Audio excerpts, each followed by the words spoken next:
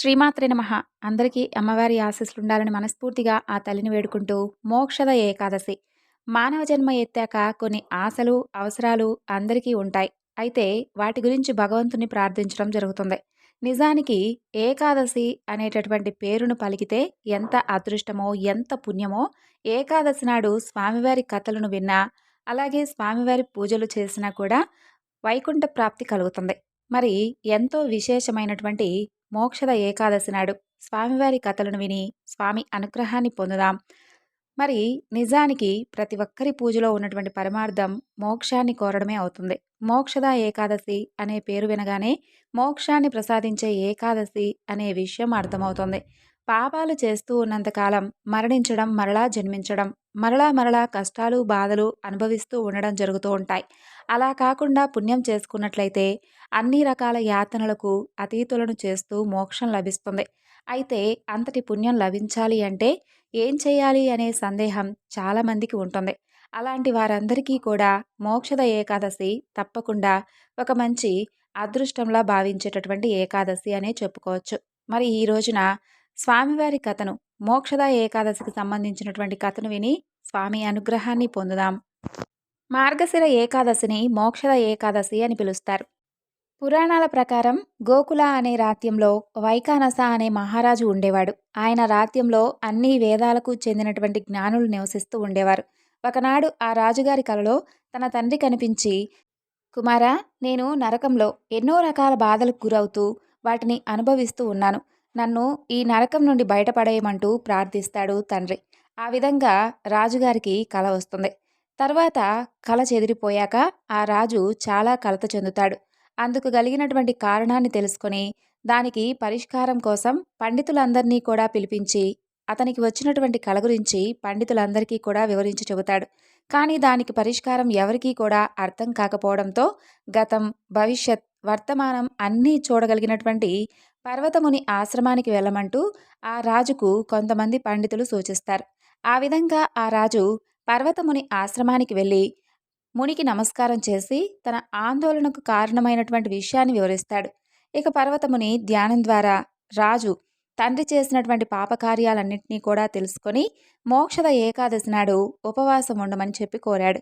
అన్ని మాసాలలో ఉత్తమమైనటువంటి మాసం మార్గశిర మాసం అంటూ ఆ రోజు ఉపవాసం చేస్తే మీ తండ్రికి అతను చేసినటువంటి పాపాలన్నీ కూడా తొలగిపోతాయి.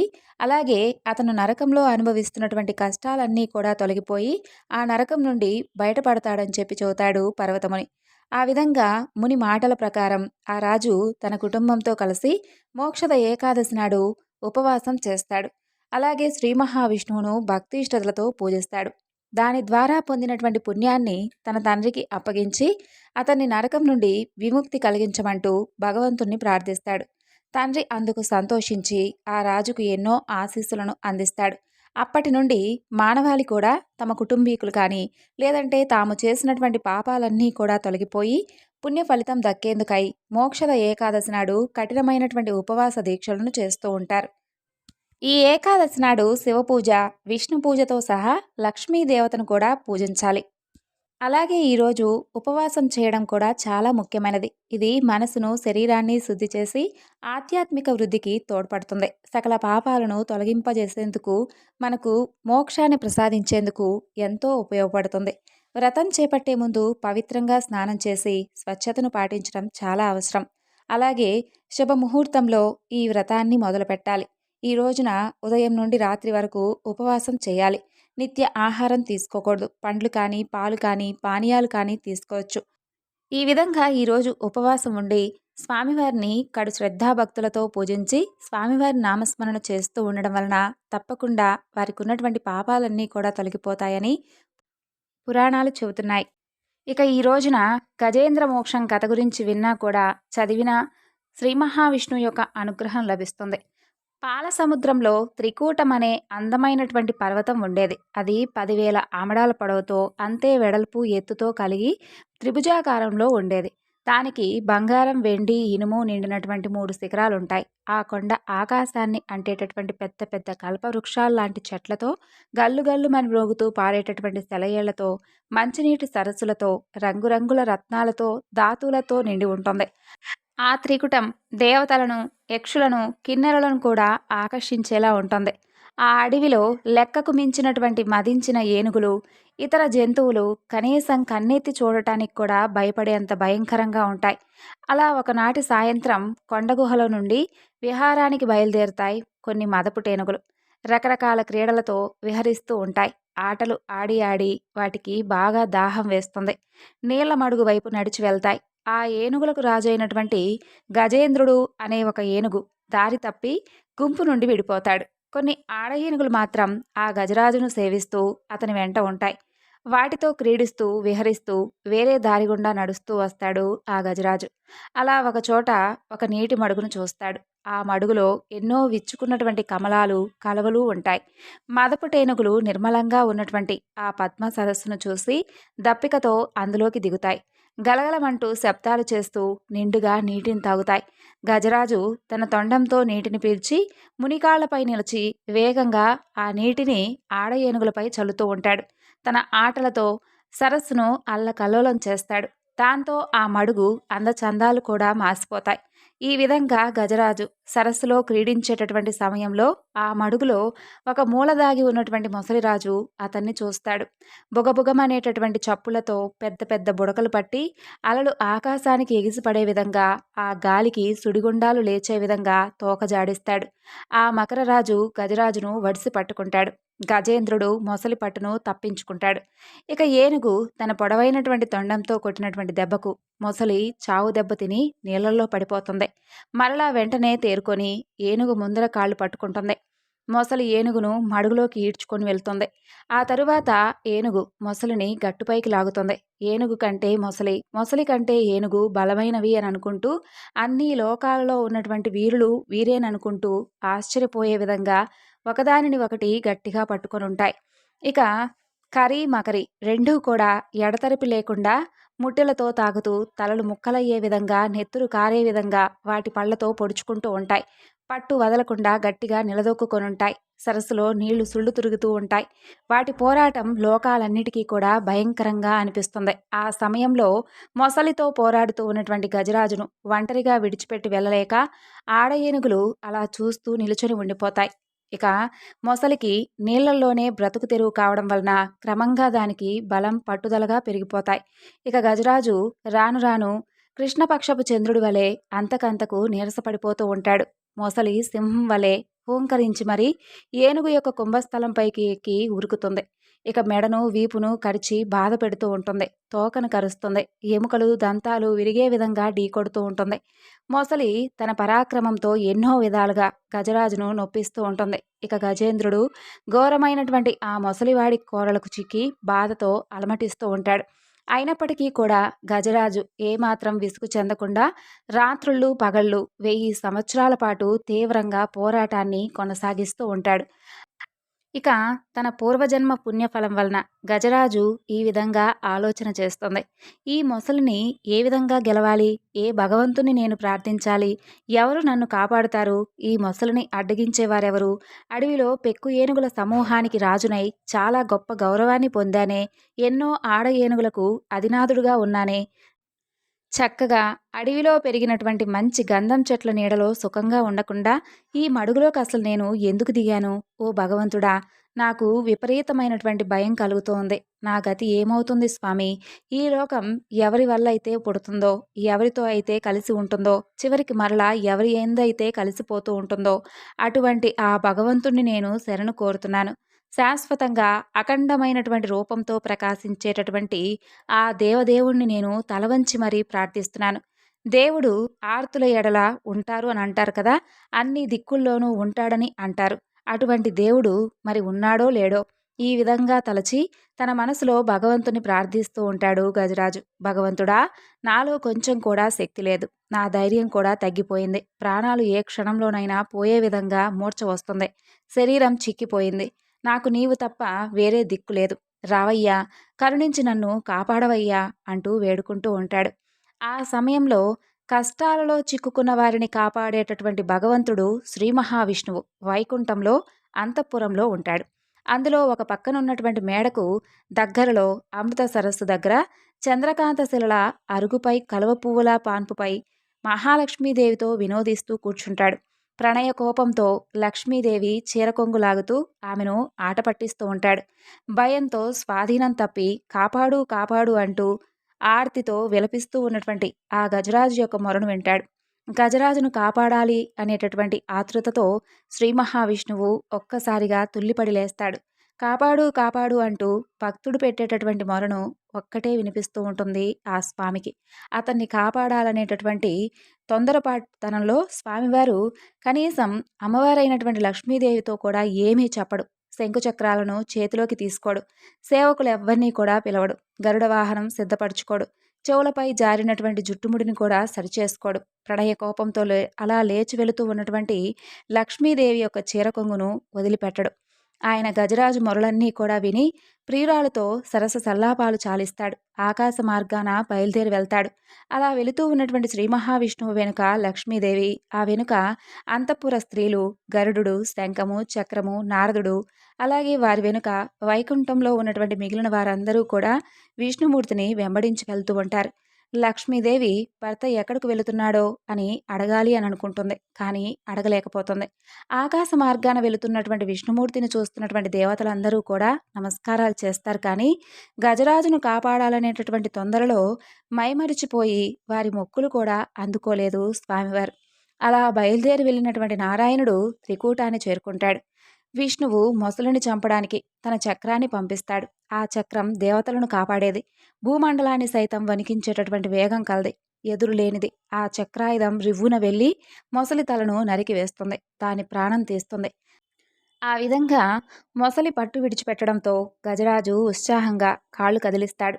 విష్ణువు తన పొడవైనటువంటి చేతిని చాచి గజరాజును మడుగులో నుండి బయటకు రావడానికి సహాయం చేస్తాడు. అతని వెన్ను తట్టి బాధ పోగొడతాడు. విష్ణుమూర్తి హస్తస్పర్శతో అతని శరీర తాపమంతా కూడా చల్లారిపోతుంది గజరాజుకు. సంతోషంతో ఆడ ఏనుగులతో కలిసి ఆనందంగా పెద్దగా గీంకారం చేస్తాడు.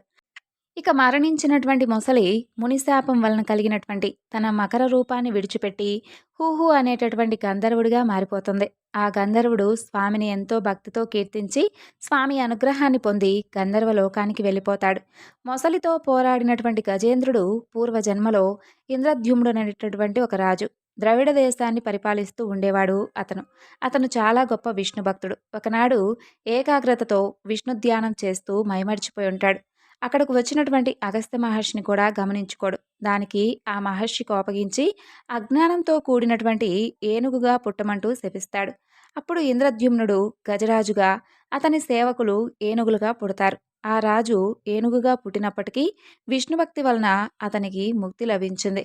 గజరాజును కాపాడిన తరువాత శ్రీహరి చిరునవ్వులు చిందిస్తూ లక్ష్మీదేవితో ఇలా అంటాడు. చూడు లక్ష్మి, ఇతరులకు మొరపెట్టుకోకుండా నన్ను విడవకుండా ప్రార్థించే వారిని నేను ఎప్పటికీ కూడా రక్షిస్తూనే ఉంటాను. ఇది నీకు తెలుసు కదా అంటాడు. అప్పుడు లక్ష్మీదేవి, నీవు సమస్తానికి ప్రభువైన వాడవు స్వామి. నీ పాదాలను మనసులో ఉంచుకొని పూజించడమే నా పని. అందుకనే నిన్ను అనుసరించి నేను కూడా వచ్చానుగా అంటూ స్తుతిస్తోంది. ఇదంతా చూస్తూ ఉన్నటువంటి గంధర్వులు, దేవతలు ఎంతో సంతోషంగా జయజయధ్వానాలు చేస్తారు. విష్ణుమూర్తి పరివార సమేతంగా తిరిగి వైకుంఠానికి బయలుదేరి వెళ్తాడు. ఈ గజేంద్ర మోక్షం కథ చదివేవారికి, వినేవారికి, వినిపించేవారికి కూడా కీర్తి పెరుగుతుంది. పాపాలు, దుఃఖాలు నశించిపోతాయి. ఆపదలు అంతరిస్తాయి. శుభాలు కలుగుతాయి. అంతేకాదు, తెల్లవారుజామునే లేచి ప్రశాంతమైనటువంటి మనసుతో విష్ణువును, ఈ గజరాజును, ఆ సరస్సును, శ్వేతదీపాన్ని, పాల సముద్రాన్ని, త్రికూట పర్వత శిఖరాలను, లక్ష్మీదేవిని, ఆదిశేషుణ్ణి, గరుడుణ్ణి, శంఖచక్ర గదాయుధాలను, విష్ణు భక్తులను తలచేవారు మృత్యు సమయంలో నిర్మలమైనటువంటి విష్ణు రక్షణ కూడా పొందుతారు అనేది పురాణాలే చెబుతున్నాయి. అలాగే ఈ ఏకాదశి నాడు శ్రీ మహావిష్ణువును తులసీ దళాలతో ఎవరైతే అర్చిస్తారో, అలాగే ఎవరైతే తులసి యొక్క వృత్తాంతాన్ని వింటారో వారందరికీ కూడా సర్వశుభాలు కలుగుతాయి. ఇప్పుడు తులసీదళ మహిమ గురించి తెలుసుకుందాం. పూర్వం ఒక వ్యక్తి ప్రతిరోజు కూడా రోజు అడవిలోకి వెళ్ళి కూరాకులు కోసుకుని వచ్చి వాటిని అమ్ముకుంటూ జీవనాన్ని సాగిస్తూ ఉండేవాడు. అలా అతను ప్రతిరోజు కూడా అడవికి వెళ్లే దారిలో ఒక గుడిసె ముందు ఒక ముసలాయన ఏడుకొండల స్వామివారి యొక్క విగ్రహం, ఒక చిన్న విగ్రహం పెట్టుకొని తులసాకులతో స్వామిని అర్చన చేస్తూ ఉండేవాడు. అది చూసి చాలా ముచ్చటపడుతూ ఉండేవాడు ఆ వ్యక్తి. మనం కూడా ఇలా చెయ్యాలి అంటే అనని మనసులో అనుకుంటూ ఉండేవాడు. కానీ చేయలేకపోయేవాడు. అతను అడవిలో ఆకుకూరలు కోస్తూ ఉంటే అతనికి తులసి చెట్టు కనిపిస్తుంది. వెంటనే ఆ వ్యక్తి మనం ఎలాగో పూజ చేయలేం కదా! కనీసం వీటిని తీసుకొని వెళ్ళి అలా స్వామిని పూజిస్తూ ఉన్నటువంటి ఆ బ్రాహ్మణుడికైనా ఇద్దామని చెప్పి మనసులో అనుకుంటాడు. అలా కోసినటువంటి కూరాకులతో పాటుగా తులసీ దళాలను కూడా కట్టకట్టి నెత్తిన పెట్టుకొనొస్తాడు. అతనికి తెలియనటువంటి విషయం ఏమిటి అంటే, అతను కట్టకట్టి నెత్తిన పెట్టుకున్నటువంటి ఆ కూరాకులతో పాటు, వాటితో నల్లనాగు ఒకటి ఆ కూరాకుల్లో దాక్కొనుంటుంది. అతను వెళ్లి గుడిసె ముందు నిలబడగానే, ఎవరో వచ్చి నిలబడ్డారని తల తిప్పి చూసినటువంటి ఆ బ్రాహ్మణుడితో, "అయ్యా! మీకోసం నేను తులసీ దళాలు తెచ్చాను. మీరు స్వామివారికి ప్రతిరోజు కూడా తులసీ దళాలతో పూజ చేస్తూ ఉంటారు కదా! కాబట్టి మీకోసమై నేను తులసీ దళాలను తీసుకొచ్చాను. వాటితో స్వామివారికి పూజ చేయండి. నేను చేయలేను. కాబట్టి వాటిని మీకిస్తున్నానని చెబుతాడు. అప్పుడు ఆ బ్రాహ్మణుడు ఒక్క నిమిషం కళ్ళు మూసుకొని తన దివ్య దృష్టితో తులసీ దళాలను తెచ్చినటువంటి ఆ వ్యక్తి వెనుక రాహు నిలబడి ఉండడం గమనిస్తాడు. ఆ బ్రాహ్మణుడు అతనితో, "నాయనా, నేను చెప్పే వరకు ఈ కట్టను నీ తలపై నుండి కిందకు దించవద్దు" అని చెప్పి గుడిసె వెనుకకు వెళ్ళి ఒక మంత్రం జపించగానే రాహు వస్తాడు. రాహువుకు నమస్కరించి, "ఎందుకు అతని వెనుక వచ్చావు?" అని అడుగుతాడు ఆ బ్రాహ్మణుడు. అప్పుడు ఆ రాహువు ఆ బ్రాహ్మణుడికి నమస్కరించి, "నేను ఈరోజు అతనికి హాని చేయాల్సుంది. అదే ఆ వ్యక్తికి ఉన్నటువంటి విధిరాత. కానీ అతను తన తలపైన తులసీ దళాలను మోస్తూ ఉన్నాడు. అందుకే నా పని నేను చేసుకోలేక ఇలా ఎప్పుడు అతను ఆ తులసీ దళాలను కిందకి దింపుతాడా అని వేచి చూస్తూ ఉన్నాను. అతనది దించగానే నేను అతన్ని కాటేసి నా దారిన నేను వెళ్ళిపోతాను" అని చెబుతాడు. ఆ విషయం వినగానే బ్రాహ్మణుడికి చాలా జాలేస్తుంది. ఎప్పుడూ రానివాడు ఈరోజు పూజకు తులసీ దళాలను తీసుకుని రావడంతో ఇతన్ని ఈ గండం నుండి తప్పించాలంటే ఏదైనా కానీ పరిష్కారం ఉందా అని ఆ బ్రాహ్మణుడు రాహువుని అడుగుతాడు. "అయ్యా! మీరు ఇన్ని రోజులు పూజ చేసినటువంటి పుణ్యఫలాన్ని అతనికి కనుక దానంగా ఇచ్చినట్లయితే అతన్ని ఈ గండం నుండి తప్పించవచ్చు" అంటూ రాహువు చెప్పగానే బ్రాహ్మణుడు ఏమాత్రం ఆలోచించకుండా అతనికి నేను నా ఇన్ని రోజుల పూజా ఫలాన్ని ఈ వ్యక్తికి నేను ఇప్పటికిప్పుడే ధారపోస్తున్నానని చెప్పడంతో ఆ రాహు ఆశ్చర్యపోయి ఇక ఏమీ చేయలేక సంతోషంతో అక్కడి నుండి తిరిగి వెళ్ళిపోతాడు. ఆ తరువాత అక్కడ ఉన్నటువంటి అంటే ఆ వ్యక్తి తలపై ఉన్నటువంటి పాము మాయమైపోతుంది. ఒక్క తులసీ దళం చేత ఇంత అద్భుతమా? ఒక దానం ఇవ్వడం వలన ఒక ప్రాణం నిలబట్టమా? మనం సంపాదించుకున్నటువంటి పుణ్యఫలం ఇంత శక్తి కలదా? దేవతా గ్రహాలను బ్రహ్మ రాసినటువంటి రాతను సైతం మార్చేంత శక్తి ఉందా అంటూ ఆ బ్రాహ్మణుడు కూడా ఒక్క క్షణం పాటు ఆశ్చర్యపోతాడు. ఇక ఆ బ్రాహ్మణుడు ఆ వ్యక్తి దగ్గరకు వచ్చి ఇక నుండి రోజు కూడా నాకు తులసి దళాలను తెచ్చివ్వాలి అని అడుగుతాడు. అందుకు సంతోషించినటువంటి ఆ వ్యక్తి, అలాగేనండి, తప్పకుండా మీకు తులసి దళాలను క్రమం తప్పకుండా తెచ్చిస్తాను అని చెప్పి ఒప్పుకుంటాడు. ఆస్తులే కూడబెట్టనక్కర్లేదు. ఆపదను తప్పించుకోవడానికి కొంచెం అంటే మన వంతు మనం ఏమైనా కానీ కొన్ని మంచి పనులు చేస్తే చాలు అని ఈ కథ ద్వారా తెలుస్తుంది. అలాగే తులసీదళం యొక్క మహిమ కూడా ఈ కథ ద్వారా మనకు తెలిసింది కదండీ! ఇప్పుడు తులసీదేవి యొక్క వృత్తాంతం కూడా తెలుసుకుందాం. ఇంకా ఈ ఏకాదశి నాడు మరొక చక్కని కథ గురించి తెలుసుకుందాం. పూర్వం అవంతి దేశంలో భాగ్యనగరం అనే ఒక పట్టణం ఉండేది. పేరుకు తగిన విధంగా ఆ పట్టణంలో అనేక మంది భాగ్యవంతులు ఉండేవారు. అయితే వారు వారికి ఉన్నటువంటి సంపదలను చూసుకొని ఎంతో గర్విస్తూ మిగిలినటువంటి సామాన్యులను అతి హీనంగా చూస్తూ ఉండేవారు. ఆ ఐశ్వర్యం అంతా కూడా కేవలం వారికొచ్చినటువంటి గొప్పగా వారు భావిస్తూ ఎంతో పొగరుతో కనీసం భగవంతుని కూడా స్మరిస్తూ ఉండేవారు కాదు. నిత్య పూజలు కాదు కదా! విశేషమైనటువంటి రోజుల్లో కూడా ఎప్పుడూ ఎలాంటి పూజలు చేసేవారు కాదు. అయితే ఆ సృష్టికర్త శ్రీమన్నారాయణుల వారికి వీరందరికీ కూడా ఎలాగైనా సరే జ్ఞానోదయం కలిగించాలి అని చెప్పి అనిపిస్తుంది. అలా ఒక రోజున ఆ ధనవంతులందరూ కూడా అనేక విందు విలాసాలలో సంతోషంగా మునిగి తేలుతూ ఉంటారు. అయితే ఆ పట్టణ తూర్పు వీధిలో లక్ష్మీనారాయణ స్వామివారి యొక్క ఆలయం ఉండేది. అయితే ఆ ఆలయంలో కనీసం దీపం వెలిగించేటటువంటి నాథుడు కూడా కరువవుతాడు. ఆ రోజు ఏకాదశి. అత్యంత పర్వదినం. కానీ ఆ పట్టణంలో ఒక్కరు కూడా ఆ ఆలయానికి పూజాధికాలు నిర్వర్తించాలి అనే ఆలోచనతో కాకుండా వారి వారి విలాసాలలో సంతోషంగా మునిగి తేలుతూ ఉంటారు. ఇక సాయంత్రం ఒక్కసారిగా ఉన్నట్టుండి దట్టమైనటువంటి మబ్బులు కమ్ముకుంటాయి. బ్రహ్మాండమైనటువంటి కుంభవృష్టి. ఆ వ్యాపారులందరి ఇల్లు కూడా నీట మునిగిపోయి అసలు కనిపించకుండా పోతాయి. ఎక్కడ చూసినా కూడా గాఢాంధకారం ఉంటుంది. తెల్లవారేసరికి ఊరు మొత్తం నేలమట్టమైపోయి ఉంటుంది. ఆ వ్యాపారుల ఇళ్ళన్నీ కూలిపోతాయి. అన్ని ఐశ్వర్యాలు పోయి వారికి చివరికి వారు కట్టుకున్నటువంటి బట్టలతో మిగిలిపోయి ఉంటారు. అసలు ఎందుకు ఇంతటి ఉపద్రవం సంభవించింది? ఎందుకు ఇంతటి జలప్రళయం? ఎవరికీ కూడా అంతుపట్టదు. అంతలో వారికి ఒక విశేషం కనిపిస్తుంది. ఊరి చివరన ఉండేటటువంటి కొన్ని పూరిపాకలు చెక్కు చెదరకుండా కనిపించడం వారు గమనిస్తారు. వారికి విపరీతమైనటువంటి ఆశ్చర్యం వేస్తుంది. ఇంత కుంభవృష్టి కురిసింది. అసలు మన ఇళ్ళన్నీ కూడా నీట మునిగిపోయాయి కదా! మరి ఈ పూరిపాకలు ఇలా ఎలా నిలబడున్నాయి అని వారిలో వారే అనుకుంటూ ఉండగా అంతలో ఒక పెద్ద మెరుపు మెరుస్తుంది. ఆకాశవాణి ఇలా పలుకుతుంది. ఓ మూర్ఖులారా! మీ సంపదలన్నీ కూడా మీ గొప్పేనని చెప్పి భావించడం వల్ల ఈ విధంగా జరిగింది. అలా కాకుండా కనీసం భగవంతుడి పట్ల మీకు ఎంతటి నిర్లక్ష్యం! ఆ ఊర్లో అదిగో మీకు దగ్గరలో ఉన్నటువంటి ఆ గుడిసెలో నివసించేటటువంటి దేవయ్య అనే వ్యక్తి నాకు అత్యంత ప్రియభక్తుడు. అతను సామాన్యుడే. కానీ ఆ దేవయ్య ప్రతిరోజు కూడా మీ ఊరిలో ఉన్నటువంటి లక్ష్మీనారాయణ స్వామి వారి ఆలయంలో దీపాన్ని వెలిగిస్తూ ఉంటాడు. అంతేకాదు ప్రతి ఏకాదశి నాడు తనకు వీలున్నంతలో వెంకటేశ్వర స్వామి వారి యొక్క వ్రతాన్ని కూడా చేస్తూ ఉంటాడు.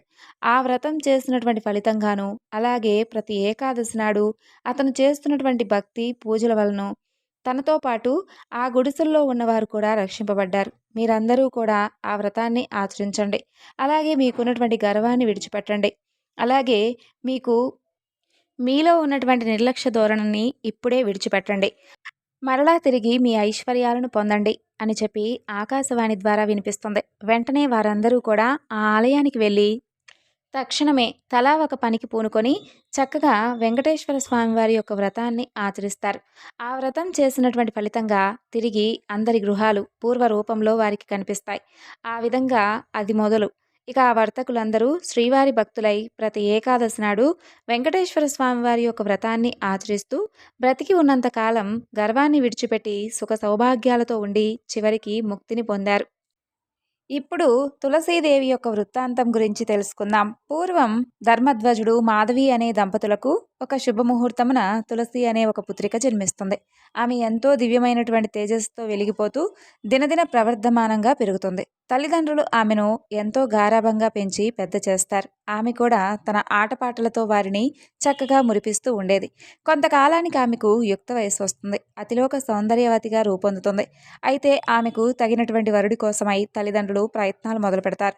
తల్లిదండ్రుల ప్రయత్నం తెలుసుకున్నటువంటి తులసి తాను సాక్షాత్తు శ్రీహరిని తప్ప మరెవ్వరినీ కూడా వివాహం చేసుకోనని చెబుతుంది. ఆమెకున్నటువంటి దృఢ సంకల్పానికి ఆ దంపతులు ఆశ్చర్యపోతారు. సాక్షాత్తు శ్రీ మహావిష్ణువుని వివాహమాటం అంటే అంత తేలిక కాదంటూ ఆమెకు నచ్చచెప్తారు. కానీ ఆమె మాత్రం చలించదు. తాను తప్పకుండా స్వామినే వివాహమాడతానని చెప్పి అడవికి వెళ్ళి ఘోర తపస్సు చేస్తుంది. అలా అకుంఠితమైనటువంటి దీక్షతో తులసి చేస్తూ ఉన్నటువంటి తపస్సుకు ముల్లోకాలు తల్లడిల్లిపోతాయి. దేవతలు కూడా భయకంపితులవుతారు. ఇక వారందరూ కూడా బ్రహ్మదేవుడి వద్దకు వెళ్ళి, స్వామి, భూలోకంలో తులసి చేస్తున్నటువంటి తపస్సును చూశారా? ఆ తపస్సు వలన సర్వలోకాలు కంపించిపోతున్నాయి. తమరు దయతలచి వెళ్ళి ఆమె అభీష్టమేమిటో అడిగి తెలుసుకొని ఆ కోరిక తీర్చి ఆమె తపస్సు విరమించే విధంగా చూడవలసింది అంటూ వేడుకుంటాడు. అప్పుడు బ్రహ్మదేవుడు తులసికి ప్రత్యక్షమై, తులసి, నీకేం వరం కావాలో కోరుకో అని అడుగుతాడు. అప్పుడు ఆ తులసి బ్రహ్మదేవుడితో ఇలా అంటుంది. తండ్రి, సర్వలోకాలను సృష్టించే ఓ బ్రహ్మదేవా, నీ దర్శనంతో నా జన్మ ధన్యమైంది. నాకు శ్రీహరే భర్తగా అయ్యే విధంగా నన్ను అనుగ్రహించు. ఆ శ్రీహరిని తప్ప మరెవరినీ కూడా నేను వివాహమాడను. కాబట్టి నా యందు దయ ఉంచి నన్ను కరుణించండి అంటూ వేడుకుంటుంది. అప్పుడు బ్రహ్మదేవుడు ఆమె కోరిక త్వరలోనే నెరవేరుతుందని చెప్పి శ్రీ మహావిష్ణువు అంశతో శంఖచూడుడనే వరుడు జన్మించాడని, అతనే నీకు వివాహమాడేటటువంటి తగినటువంటి యోగ్యుడని చెప్పి అంతర్ధానమవుతాడు. అలా బ్రహ్మదేవుడు వరమిచ్చినట్లుగా కొన్ని రోజుల్లోనే తులసి, శంఖచూడుల యొక్క వివాహం జరుగుతుంది. వారిద్దరూ కూడా సుఖంగా జీవించడం ప్రారంభిస్తారు. ఇక శంఖచూడుడైతే ఎన్నో దివ్యమైనటువంటి తపస్సులను ఆచరించి అనేక వరాలను పొంది తనకిష్టం వచ్చినట్లుగా ప్రవర్తిస్తూ ఉండేవాడు. దేవతలందరూ కూడా చేసేది లేక శ్రీహరి వద్దకు వెళ్ళి ఆ పరబ్రహ్మమూర్తిని శంఖచూడుని బారి నుండి తమను రక్షించవలసిందిగా ప్రార్థిస్తారు. అప్పుడు దయామయుడైనటువంటి ఆ స్వామి వారితో ఇలా అంటాడు. ఓ దేవతలారా, మీ బాధ ఏమిటో నాకు అర్థమైంది. శంఖచూడుడు ఎన్నో దివ్య వరాలను సంపాదించి మితిమీరినటువంటి గర్వంతో, అహంకారంతో ప్రవర్తిస్తున్నాడు. మిమ్మల్ని అందరినీ బాధకు గురిచేస్తున్నాడు కదూ. అయితే అతను త్వరలోనే తను చాలించి నాలో ఐక్యమయ్యే సమయం కూడా రాబోతుంది. ఇక తులసి మరెవరో కాదు, సాక్షాత్తు నా ప్రియసఖి మహాలక్ష్మి అంశ. శాపవశాన భూలోకంలో తులసిగా జన్మించింది. ఆమె ముందు ముందు యుగాలన్నింటిలోనూ అన్ని లోకాలలోనూ పవిత్రమైనటువంటి మొక్కగా జన్మించి అందరి చేత ఆరాధింపబడుతుంది. అలా అనేక యుగాల పాటు ఆరాధింపబడి చివరికి ప్రళయకాలంలో నన్ను చేరుకుంటుంది. అయితే ప్రస్తుతం శంఖచూడుడు జన్మ చాలించి నాలో ఐక్యమొందాలంటే తులసికి ఉన్నటువంటి పాతివ్రత్య భంగం జరగాలి. అది కూడా నేనే త్వరలో నిర్వర్తిస్తాను. అప్పుడు మీ కష్టాలన్నీ తొలగిపోతాయని చెబుతాడు. ఇక శ్రీహరి ఆ విధంగా చెప్పిన తర్వాత దేవతలందరూ కూడా ధైర్యం తెచ్చుకొని వారి వారి లోకాలకు వెళ్ళిపోతారు. కొంతకాలానికి ఒకనాడు శంఖచూడుడు ఇంట్లో లేనటువంటి సమయంలో శ్రీహరి శంఖచూడుడి రూపంలో వస్తాడు. స్వామిని చూసినటువంటి తులసి తన భర్త శంఖచూడుడే అనుకొని స్వామితో కలిసి ఆనందడోలికల్లో తేలాడుతుంది. శ్రీ మహావిష్ణువు యొక్క సంగమంతో తులసికి ఉన్నటువంటి పాతివ్రత్యం భంగమవుతుంది. జరిగిన విషయం తెలుసుకున్న తులసి శ్రీహరిని శిలగా మారమంటూ శపిస్తుంది. శాపాన్ని విని శ్రీహరి చిరునవ్వుతో తులసితో ఇలా అంటాడు: తులసి, ఈ సృష్టి ఆదిలో నా విరాట్ స్వరూపంలో నీవు మహాలక్ష్మీదేవివి. శాపవశాన ఈ విధంగా భూలోకంలో తులసిగా జన్మించావు. నన్నెప్పుడూ విడిచిపెట్టి ఉండనని, నన్ను తప్ప వేరెవరినీ కూడా వివాహమాడినట్టు ప్రతిజ్ఞ చేశావు. అందుకే ఈ జన్మలో నా అంశతో జన్మించినటువంటి శంఖచూడుడు నీకు భర్తయ్యాడు. ఇక శంఖచూడుడు నాలో ఐక్యమయ్యే సమయం కాబోతుంది. నీవు తులసిగా జన్మించినప్పటికీ నా ప్రియసఖివే కాబట్టి నా సంగమంతో నీకు పాతివ్రత్య భంగం కలగలేదు. నీ శాప ప్రభావాన నేను తప్పకుండా గండకీ నదిలో సాలగ్రామంగా శిలారూపాన్ని పొందుతాను. నీవు నన్ను దాచుకునేటటువంటి గండకీ నదివి అవుతావు. నన్ను సాలగ్రామ రూపంలో ఎవరైతే అర్చిస్తారో వారికి సర్వశుభాలు కలుగుతాయి. సాలగ్రామ ఆరాధన నాకు అత్యంత ప్రీతికరం. అలాగే శ్రీహరి చెప్పిన విధంగా శంఖచూడుడు స్వామిలో త్వరలోనే ఐక్యమొందుతాడు. తులసి మొక్కగా రూపాంతరం చెందుతుంది. సాక్షాత్తు మహాలక్ష్మి అంశ అయినటువంటి తులసి మొక్క ఎంతో మహిమాన్వితమైనది. తులసి ఆరాధనతో సర్వ సౌభాగ్యాలు లభిస్తాయి. అలాగే సర్వ ఐశ్వర్యాలు కూడా సిద్ధిస్తాయి. ప్రాతకాలమున నిద్రలేచిన వెంటనే తులసి మొక్కను దర్శిస్తే ముల్లోకంలో ఉన్నటువంటి పుణ్యతీర్థాలలో స్నానమాచరించినటువంటి ఫలితం దక్కుతుంది. ఎవరైతే ఉదయాన్నే తులసి మొక్కకు నమస్కరిస్తారో వారికి సాక్షాత్తు లక్ష్మీనారాయణకు నమస్కరించినటువంటి ఫలితం దక్కుతుంది. ఇక ఈ ఏకాదశి నాడు తులసి యొక్క వృత్తాంతాన్ని ఎవరైతే వింటారో వారికి ఉన్నటువంటి సకల పాపాలు కూడా హరించుకుపోయి లక్ష్మీనారాయణుల యొక్క అనుగ్రహం సంపూర్ణంగా కలుగుతుంది. ఈరోజు ఈ వివరణను ఇంతటితో ముగిస్తున్నాను. మనందరిపై కూడా స్వామి అమ్మవార్ల అనుగ్రహం కలగాలని మనస్ఫూర్తిగా వేడుకుంటూ సర్వం శ్రీ లలితార్పణమస్తు. స్వస్తి.